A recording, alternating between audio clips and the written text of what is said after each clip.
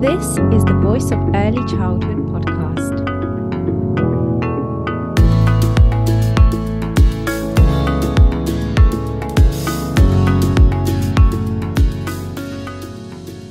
Hello everyone, welcome to the Voice of Early Childhood podcast. My name is Angelica Celinska. I'm the founder of the Voice of Early Childhood and your host.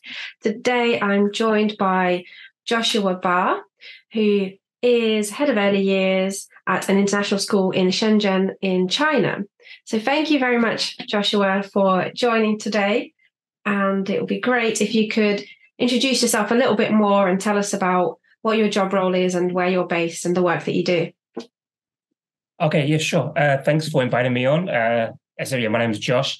So I'm originally from the UK, but I've been in China since 2010, working in a number of different early years settings, both private, international, and private bilingual. The difference there basically is international means they do a foreign curriculum, and a bilingual is like a mix between the Chinese national curriculum, where they also learn English as a second language. So currently my role is head of early years at an American international school. They have campuses across China, and I'm in their Shenzhen bilingual campus. I have 17 classes I currently manage that go from 3 years old to 5 years old. But then the school itself goes all the way up to high school. The 17 classes, that's quite a lot. That is, yeah. I'm the lucky one who has the biggest EC in our network. We have around 10 campuses across China, and I'm the lucky one that has the biggest size. But it's not unusual for China. A lot of kindergartens are very large. Some go up. I've worked in kindergartens at 25 to 30 plus classrooms. Oh, wow. That is very big. So, yeah, quite different to the UK landscape then. Yes. I used to go to my nephew's early years when he was in reception, and that was like one class that was attached to a primary school. Yeah, it's very different to having it's literally 400 plus kids, so many teachers. It's a school in itself. But just for little. Wow. So what we are talking about today then is artificial intelligence in early years and where its place is in early years, whether AI should have a place in early years. It's quite a debatable topic. It's also very new. And your work, Josh, is around artificial intelligence and using that for observations, so educators using artificial intelligence rather than children. So tell us a little bit how that works, I guess. A lot of people might be thinking, what do you mean, for observations? They don't even kind of have a clue of how that might look like. So what kind of, how does it look like? And how do you use AI for observations, I guess? Sure. So I guess maybe I'll start by talking about how I got onto AI. Originally when I think Chat GPT, I always confuse if it's Chat GPT or Chat GTP. But when that first kind of got onto the social media landscape, everyone was talking about how it's going to change education, particularly high school, secondary school education. Children using it for university applications, for their doing essays, etc., and essentially cheating. So I looked into what I could use it for. Now, primarily outside of my main work as a head of early years, I also write blogs and articles. And so I thought, can that help me when I write and research for blogs and articles? So originally I started just experimenting by asking the AI to write articles for me to see if I could use it in that way. I didn't find that very helpful because it kind of took away my voice. Yes, so that wasn't helpful. But it gave you some good information, not always accurate information, but a good information. I started by typing in things that I knew a lot about. So I would type in things like what's the difference between Reggio Emilia philosophy and Montessori philosophy, things I've already experimented with before. So I knew if it was going to give me accurate information or not. I then moved on to seeing how it could help me plan lessons, doing lesson plans or weekly plans, etc. And then I moved on to seeing how it could help me do classroom observations. And that was where I found it to be the most useful. And essentially, it kind of comes down to where you as a teacher, when you observe children in play, you take what you observe, you put it into the AI, and then you ask it to give you feedback. And then you kind of take what it generates to help you learn as a teacher and to help you give you ideas for what you can do next, the kind of next step in the learning process. So it's not about AI kind of doing all the work for you. It's more, like you say, generating ideas and giving you a different way of thinking, I guess. So is it a bit like talking to a colleague then, saying, this is what I've observed, what do you think? And then you get kind of feedback, and there's some things that you might have not considered. Yes, exactly. So in the article I originally wrote when I first experimented with AI, I wrote like, is AI the fourth teacher in the classroom, which is a kind of play on the Reggio media kind of saying as the environment's a third teacher. Yeah. So in Reggio, we say there's three teachers in the kindergarten. The first is the adult, the second is the children themselves, and the third is the environment. So I'm like, could I be the fourth teacher? And it comes down to the idea of having someone to talk with that maybe knows more than you, or you can bounce ideas off. That's kind of what you use AI for. Because most teachers, unless you're very experienced, there's lots of things they don't know. They don't know what kind of play they're observing, what children need to do next, where it kind of falls into the different areas of development. And so AI can help you, give you that information. So in some ways, it's a teacher. And in other ways, it's kind of someone to bounce ideas off. So I've typed in questions before, such as like really generic things like, oh, I'm doing a learning theme on weather and seasons, for example. Can you tell me how to lay out the environment? And it will say, oh, in the art area, you can put this. In the construction area, you can put that. In the book or reading area, you can put this. And so it kind of gives you ideas in that way. And I guess I'm just thinking about what you said. Many teachers don't necessarily know a lot about kind of what they can link to in terms of observations. You are kind of right in that sense, because there's constantly a lot of new educators in early years. It's a fast moving sector, and there's a lot of educators that come into the sector who are not qualified and perhaps are only level 2 and 3 qualified, kind of UK based. So it's a bit like a mentor as well, isn't it? And yes. And perhaps in settings where there isn't a big team as well, and maybe there's educators that feel a little bit lonely, even those who are perhaps a little bit more experienced, like leaders themselves, if they lead their team, but actually they don't necessarily always have someone they can bounce ideas back and forth with.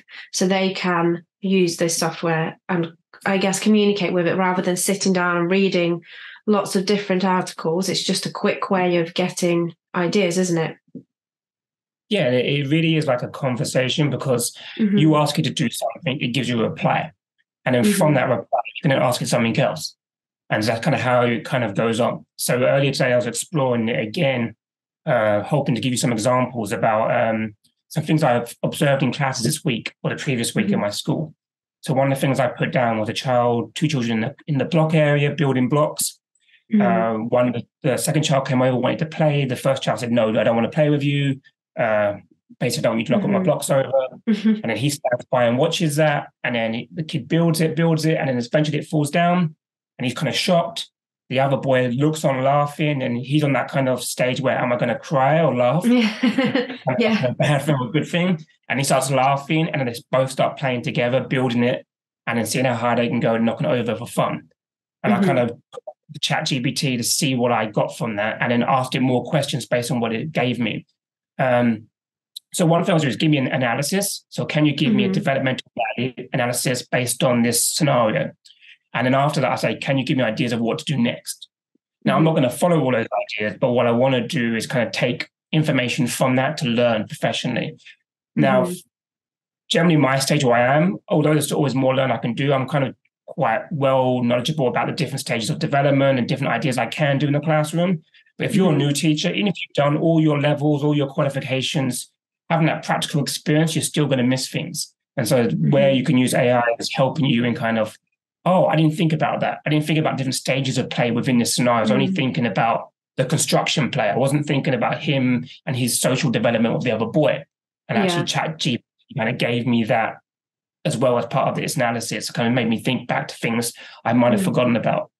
Yeah. And I'm just thinking some people listening to this may think, oh, that's still like what you said earlier.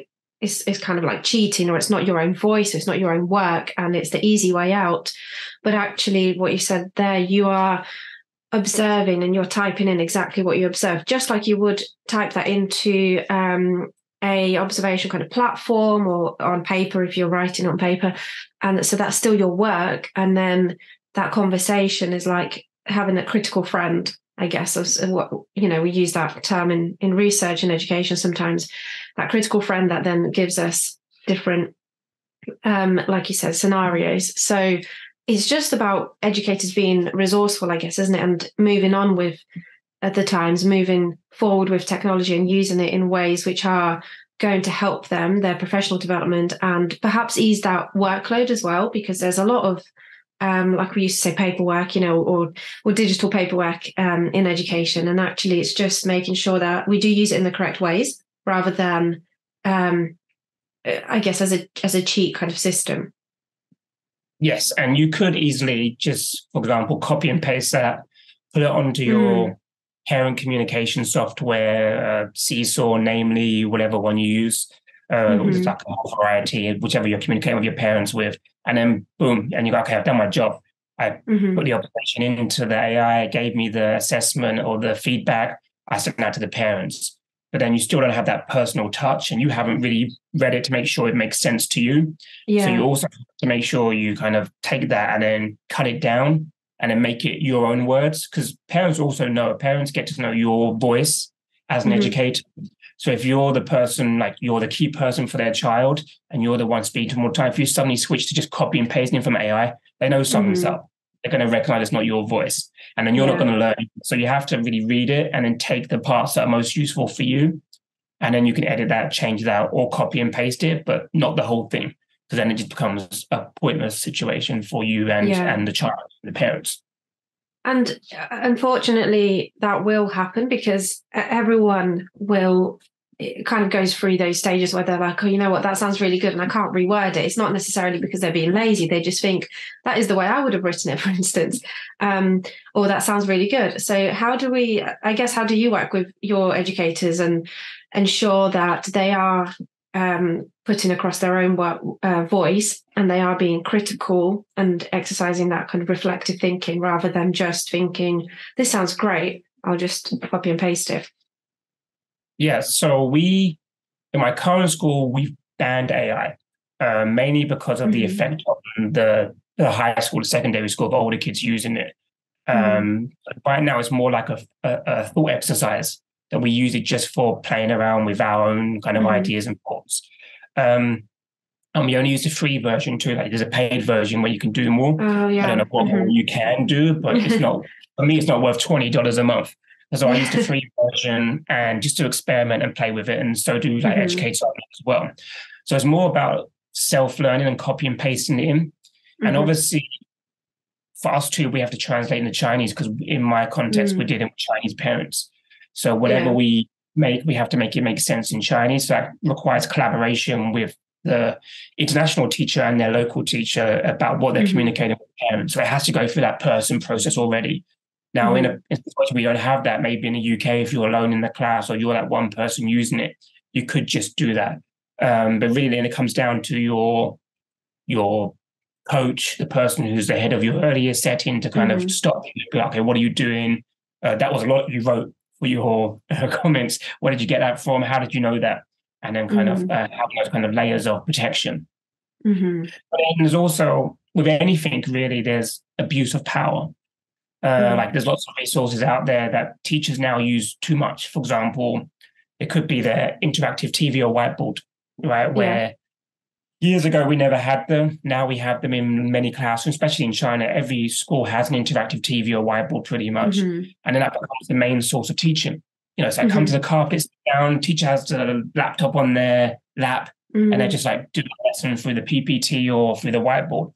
Or no, you have, if you're like a Jolly Phonics program, you might put the CD in and boom. You just use interactive whiteboard for the Jolly Phonics program. The technology replaces the teacher in a way. Yeah, and even with old technology, and so like Twinkle, for example, a great resource, but it's very easy to go, okay, we're doing weather and seasons, type weather and seasons on Twinkle. I've got like 100 things pop up, print them all off. That's day 1, that's day 2, that's day 3, and then you're not thinking about it. It's the same for AI. You have to think about it and use it in the right way, not just use it as a replacement for you, the kind of main person in the classroom, to really interpret things that the children are doing and that you want to do next. So using that technology, using the AI as an aid to teaching, and your resource to use rather than replace you. That's always Yes. a huge argument in education, isn't it? And a lot of people say, you as the teacher, as the educator, you are the main resource. You don't, of course, there's so many fantastic resources out there, whether they are digital or not. But really, the only main resource, the only resource you do need, and if you had to choose one, it would be the educator. Yes. And it's surprising, but I worked with many teachers who do it reverse in China. So obviously in the UK, Germany, get your qualifications first and you go into teaching. In China, it's very typical. And that's how I started too. I came to China before I got my early years certifications. So when I came to China, I started teaching. And so I got the practical experience. And later on, I got the theoretical qualifications to back up my practical. So having both is important, and then making sure you do it, that you really are the critical person in the room. That's the most important thing. If you're just standing there kind of letting it all go by you, it's really, you miss a lot. And then one of the things I work with teachers a lot is to be able to spot those things you need to see. Because before you even get to the AI, for example, if you do want to use AI, is you have to see something first. And a lot of adults just see children playing with blocks. They don't see anything else. And so they don't even bother to record it or think about that. So to be able to see what children are doing, just noticing what children are doing, and then taking that to put it in the AI to help have that conversation of what are they learning, what are they exploring, is another skill in itself that you need to get to before you get to even trying to use AI. Just quickly, I wanted to thank all the listeners for tuning into the Voice of Early Childhood podcast. Those of you who are regular listeners will know that a new episode comes out every Monday morning, ready for your commute, morning coffee, or that reflective start to the week to get you thinking and in the zone. If you haven't already done so, it would really help this podcast to keep going if you subscribe to the channel that you're listening on. The Voice of Early Childhood podcast can be found on 19 different podcast platforms and on YouTube. So it's highly likely that you, your friends, and colleagues can find it on your favorite streaming platform. So please do hit the subscribe button, and this will help us to keep putting out thought-provoking, reflective, and insightful episodes with a wide range of guests. Thank you. I'll let you get back to the episode now. Yeah, and like you say, that theory and the academic side and the why behind practice is really important, but then the practice itself is so vital in order to understand the theory and how it works in practice. So just merging them together and understanding them both is vital. And like you mentioned about going into practice first, it's a bit like apprenticeships, isn't it, here in the UK?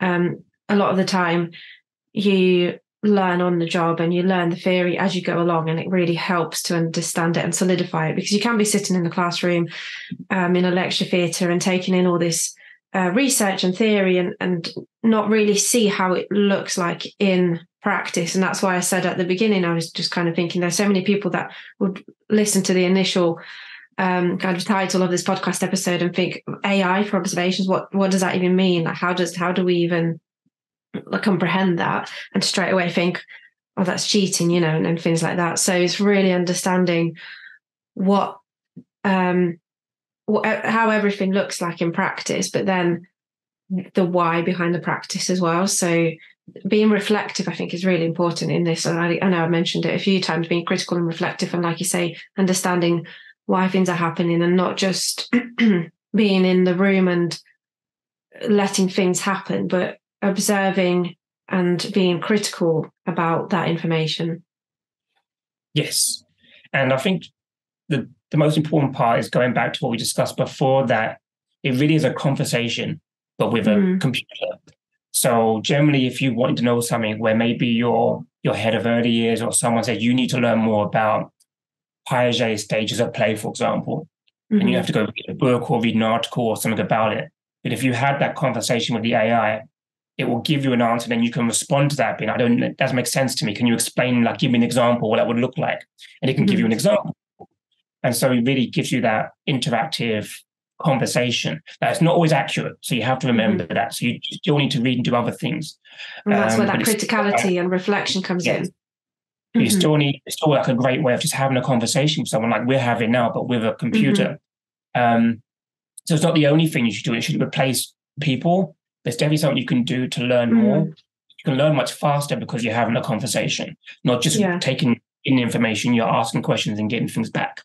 And I guess that's the thing really, is that you mentioned there is learning faster, is the speed of gaining information and understanding it. And it made me think of the fact that all these articles exist and all these books exist. And if you are using ChatGPT, for instance, then you are not going out and reading these articles, or perhaps not as much, you're backing up, you're reading a little bit. And it kind of brings about the question of whether we as humans will be replaced by, technology and ChatGPT and AI and all these things, and then no longer will need to write articles or books, and all that knowledge, I guess, will be lost. All these job roles, writers or researchers and academics, people writing blogs, that won't exist anymore. But actually, it has to exist in order for ChatGPT to exist. That content needs to be there in the first place in order for it to kind of crawl that content, I guess, and then bring something to you. So again, it's not, AI is not replacing us, especially, for these people who are very skeptical. It is actually just, I guess, bringing our knowledge together and bringing it to us in a way where we can kind of comprehend it and take it in a lot quicker. It's just that speed, isn't it? Yes, exactly. I mean, they can replace us 1 day a week. That would be great. So we go to a 4 day week. Yes, they will not replace, especially in the kindergarten. It's so much down to the human interaction. Even like all the ideas it gives you, you can, same as like Pinterest or whatever, you go, okay, I want to do an activity on insects, for example. You go to Pinterest or Facebook and you find a group and you find an activity. You just try and copy and paste that into your classroom. It's not going to work unless you deliver it right and your children have that interest in it and it all connects together. You can't just take what the AI says or what even a picture says from the internet and then try and copy and paste it into your classroom, because it has to work within your interest level, the kind of zeitgeist of your classroom and what the kids are interested in. Yeah, and it comes back to knowing your children. I guess I kind of mention this on every single episode, and every guest mentioned this, because it's all about the child, isn't it? Each individual child, and knowing them and what, like you said, what their interests are, what their stages of development are, and also your cohort of children and where you are going with them, what kind of direction the learning is taking place in, and the families as well. And it's interesting, like earlier, like you mentioned, the educator's voice coming through and the families noticing that and being able to see whether it's copied and pasted or if it is your true authentic voice. And it's so important to be critical around that and think about you yourself as an educator, how you put yourself across, how you put across your own reflections and your own knowledge and understandings of the child, and sharing that with educators and colleagues, rather than just going by documents, I guess, because that is, we can be as critical around educational frameworks and documents as we can about AI, because we may read an educational framework, like in the English EYFS, Development Matters or Birth to Five Matters, and we may take statements, copy and paste them or rewrite them slightly. It's the same kind of argument, isn't it? And I guess you work with different educational frameworks as well. Yes, it's kind of like the scripted classroom versus the unscripted classroom. I remember watched a documentary from the UK, that might have been through Namely as well, where they talked about the development of Development Matters and how people were using it literally as a teaching guide, like taking every statement and doing the activity that matched the examples. And then at the bottom used to say there's things like, these are not like requirements, they're just ideas or examples. People were taking it exactly one by one. It's kind of same as using AI. If it gives you something and you just try and take that and run with it exactly how it's worded, then you're no longer thinking yourself. You're just a zombie in the classroom that's just reading from the script. So you still have to be present no matter what you do. And I think within all of these conversations, like we just said, whether it's AI or not, it's just ensuring that educators have the confidence in themselves to think, I am the educator here. And even if I am new or not yet qualified, I'm gaining this expertise and the skills and experience. And I should be the one that is critical, and I should be the one that has the knowledge, rather than relying on a document or digital software. I should be the person who exercises that criticality and has, like, I guess, the last word, rather than trusting anything else out there. But the main thing to do is be critical and trust other educators. And I guess, but still, I'm kind of saying the word trust, but then you always need to be critical, I think, whether you are speaking to someone who's really experienced or someone who is like a specialist in early years. I always say we need to be critical consumers. So it's just, not taking anything at face value, I guess, and reflecting constantly, and considering how does this link to me as an educator, again, going back to your own voice as an educator, your own experiences, and then how does it link to the families and children that I work with? Yes, exactly. And a really interesting thing I did too, because we talked a bit about reading earlier as well. Have you ever, the book Learning Stories from New Zealand? No, I don't think so. I don't think I've come across that one. So Learning Stories is basically a way of doing documentation or observational documentation that came out of New Zealand, their approach, which I'm not going to try and pronounce. Is it Te Variki? Yeah. That's the approach, yeah. And so basically it's a way of taking observations and writing like a story narrative about what you observe, the child's development in that. So rather than being very analytical of saying, the child's developing their social emotional skills here, it kind of turns into a story. Like, how does it happen? Beginning, middle, and end. And so there's a whole book about I think by Margaret Carr and someone else. And so one of the things I did was take this analysis I put on ChatGPT and then make it a learning story based on the book. And it did that. And so that's another way of helping you like reword things and look at things in a different perspective. So it also has access to kind of that information about different types of books and different types of ways of expressing yourself, and you can then use that into your analysis as well. But again, don't just copy and paste. Yeah. Yeah. And I think that will be the main message from this podcast episode, is that digital technologies and different softwares are fantastic and can be a great addition to education, to teaching, to provision, but always use them in a critical way. And like you say, never copy and paste. I feel like we need this disclaimer. We're not encouraging this copying and pasting. People underestimate how much there is to learn in the early years. Like, it's not just a simple learning about literacy, learning about math.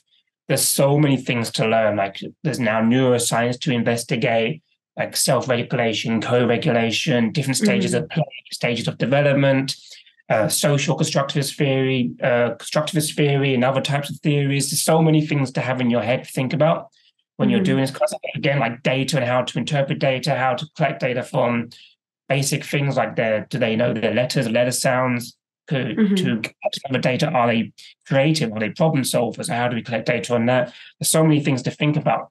And ChatGPT can really kind of help you with the terminology of things you forgot about or haven't used in a long time, and help you remind you. So you can use those key terminologies when you do your conversation with other teachers or with parents to kind of bring it back to that. Because there's so many things to worry about. And you can have a word wall in your teacher's office, but it would cover the whole room.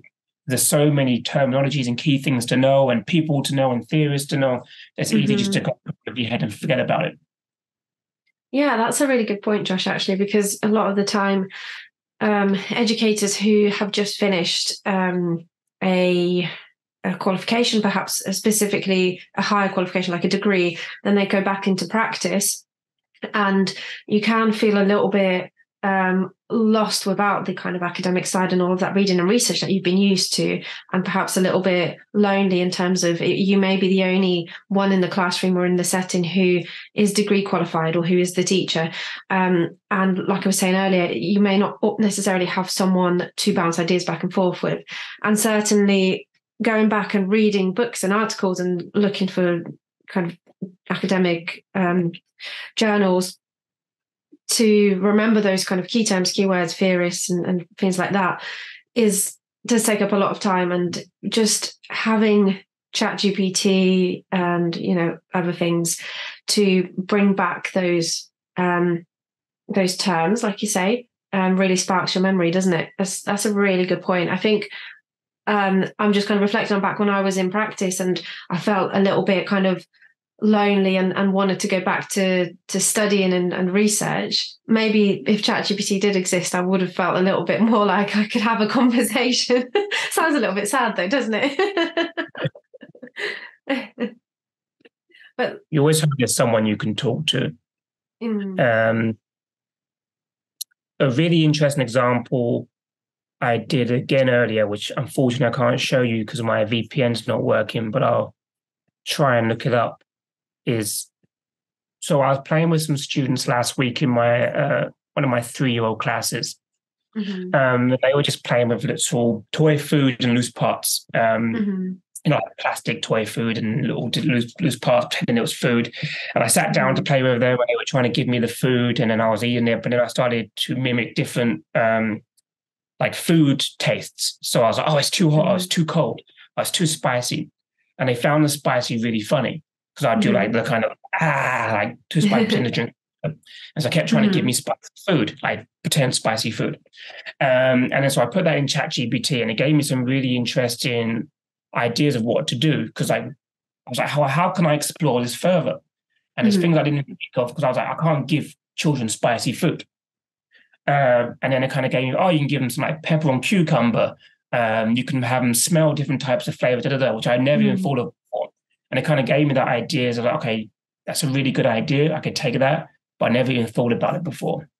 Yeah, and it's really tapping into all that knowledge that exists, doesn't it? Like even if you do communicate with your colleagues in your setting, there are still so many things that you may not consider or may not know about, and there may be other ideas from, I don't know, different approaches or different countries that you may not consider. So, like you say, it's just so it's such a great resource to have, the kind of AI language software model, whatever you want to call it, but it's really understanding how to use it. And I guess what would you, for those who are like really skeptical about AI, what would you recommend in terms of like getting started with it?